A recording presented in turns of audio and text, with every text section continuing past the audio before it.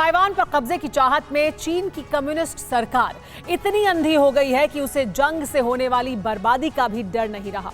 अब dragon force ने महाविनाश की तरफ कदम बढ़ा दिए हैं और इस विनाशकारी युद्ध के लिए उसने फिर मोहरा बनाया है ताइवान को। नैन्सी पेलोसी की ताइवान यात्रा की खींच निकालने के लिए पीएलए ने अपने परमाणु बॉम्बर्स का इस्तेमाल शुरू कर दिया है। हालांकि अभी ये इस्तेमाल सिर्फ एक्सरसाइज तक ही सीमित है, लेकिन इसे रोका नहीं गया तो जल्द ही जंग के असल मैदान में भी यही प्लेन उड़ान भरते नजर आएंगे।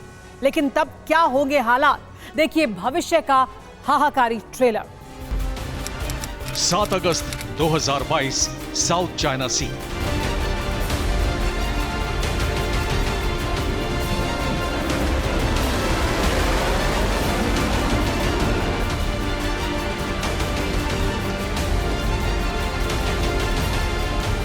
नीले समंदर के जंगी मोर्चे पर ना तो ताइवान डरा बदला, ना ही सुपर पावर अमेरिका ने अपना रुख बदला।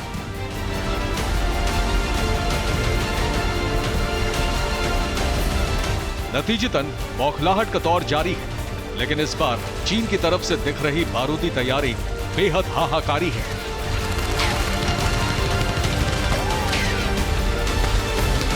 और इसी तैयारी को देखते हुए ताइवान पर डर के बादल भी मंडराते नजर आ रहे हैं।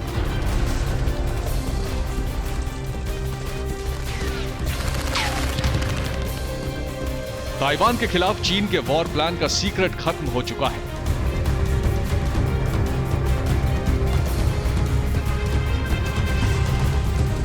अमेरिका समेत करीब पूरी दुनिया जान चुकी है कि समंदर में ताइवान के घेराव का मकसद ही कब्जे की प्लानिंग का एग्जीक्यूशन है।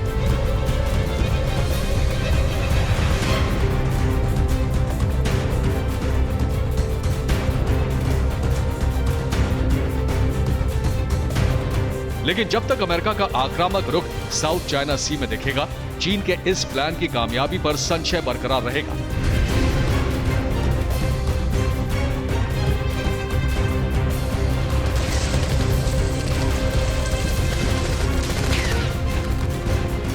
इसलिए दावा किया जा रहा है कि ड्रैगन रणनीति के मोर्चे पर अब साजिश के साथ आगे बढ़ रहा है। ऐसी साजिश जिसमें ताइवान पर किसी भी वक्त बारूद बरसाकर चीन के विध्वंसक प्लेन वापस लौट आए और उसे महज हादसा बताकर पल्ला झाड़ लिया जाए।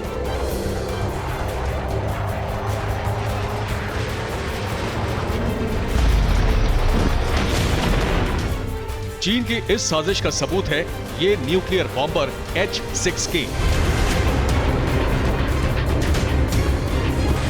ठीक ताइवान के पास एयर स्पेस में चीन के बनाए महाविनाशकारी प्लेन की उड़ान ने चीन की साजिश के हर पत्ते खोल दिए हैं।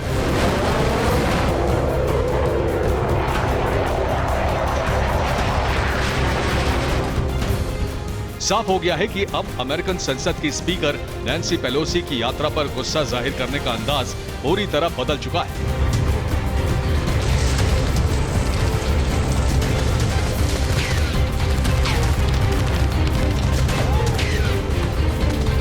नैन्सी पेलोसी की ताइवान यात्रा को लेकर चीन काफी बुरी तरह से बौखलाया हुआ है और अब चीन का ताइवान को लेकर रुख यह है कि चीन ताइवान पर कब्जे को लेकर अटैक से बस एक कदम की दूरी पर है और चीन की तरफ से इस बार जो जंगी बिसात, जंगी प्लान को एग्जीक्यूट करने के लिए बिछा रखी है वो कल्पना से भी परे है।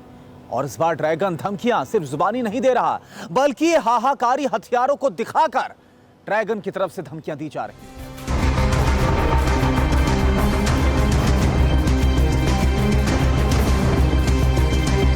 हालांकि अमेरिका के जंगी बेड़े जब तक इस समुद्र में हैं, तब तक डर चीन पर भी बना रहेगा।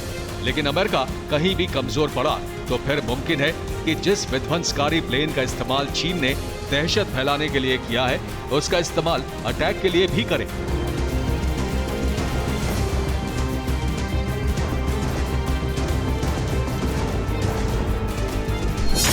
तो क्या चीन ने असली ऑपरेशन शुरू करने से पहले एक्सरसाइज की है? क्या चीन का nuclear bomber mock strike mission के लिए लाया गया था? या फिर क्या चीन ने ताइवान पर हमले की आशंका को और ज्यादा हवा दी?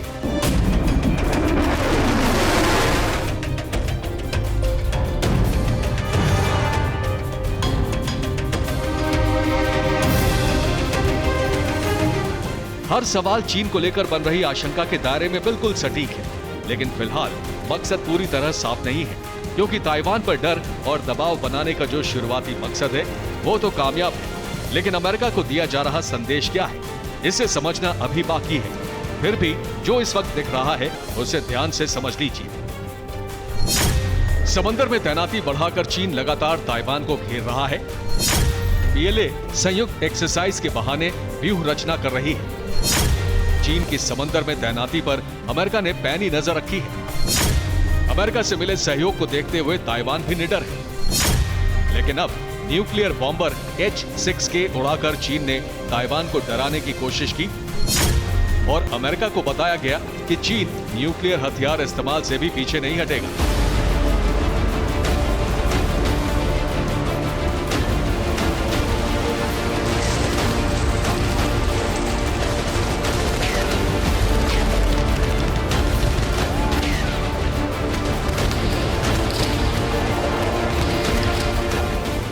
यही वजह है कि ताइवान में इस वक्त रेड अलर्ट घोषित कर दिया गया है। चीन के न्यूक्लियर बॉम्बर की उड़ान के बाद बचाव के लिए जारी की गई गाइडलाइंस के अनुसार सुरक्षा पर फोकस करने का संदेश सर्कुलेट कर दिया गया।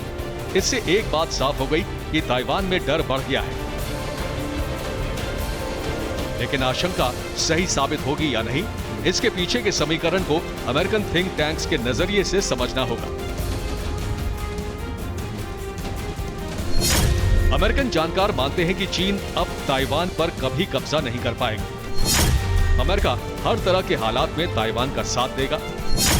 यूएस के वेपन्स के आगे चीन के हथियार भी नहीं टिकेंगे। इसके अलावा चीन कभी न्यूक्लियर वेपन का इस्तेमाल भी नहीं कर पाएगा।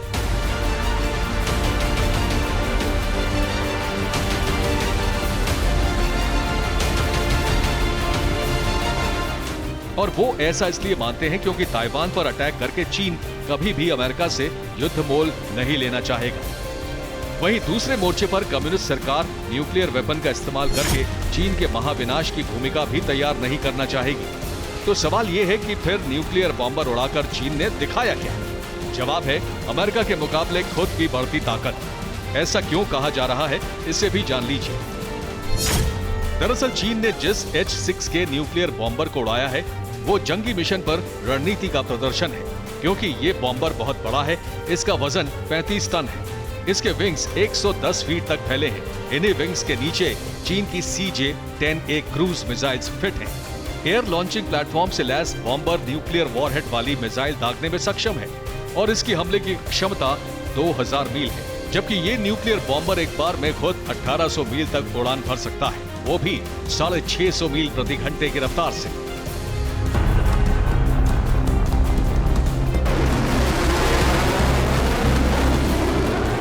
मतलब साफ है कि न्यूक्लियर मिसाइल अटैक के लिए चीन ने भी अपनी क्षमता को काफी बढ़ा लिया है। दावा यह है कि चीन अमेरिका तक अपने न्यूक्लियर हथियारों से अटैक कर सकता है। यानी चीन ने ताइवान पर न्यूक्लियर बम गिराया भी तो ये सीधी धमकी है कि अमेरिका की तरफ से जवाबी कार्रवाई होने पर चीन महाविनाश लाने से पीछे नहीं हटेगा। चीन आखिर करना चाहता क्या है, इस बारे में तो कम्युनिस्ट सरकार और पीएलए के थिंक टैंक्स ही बता सकते हैं। लेकिन एक बात तो साफ जाहिर है कि चीन की तरफ से जिस तरह से ताइवान की घेराबंदी की गई है, जिस तरह की व्यू रचना ड्रैगन की तरफ से बनाई गई है, चीन अब उससे पीछे हटने वाला नहीं है, बल्कि उल्टा अब ड्रैगन की तरफ से लगातार ताइवान पर शिकंजा कसा जाएगा, इस उम्मीद के साथ कि एक दिन चीन इस आइलैंड पर पूरी तरह से कब्जा कर लेगा। चीन की आक्रामकता कम नहीं होती दिख रही। इसका कारण यह है कि नैन्सी पेलोसी की यात्रा के दौरान समंदर में जो जंगी माहौल बनाया गया है उसे खत्म नहीं होने दिया जा रहा।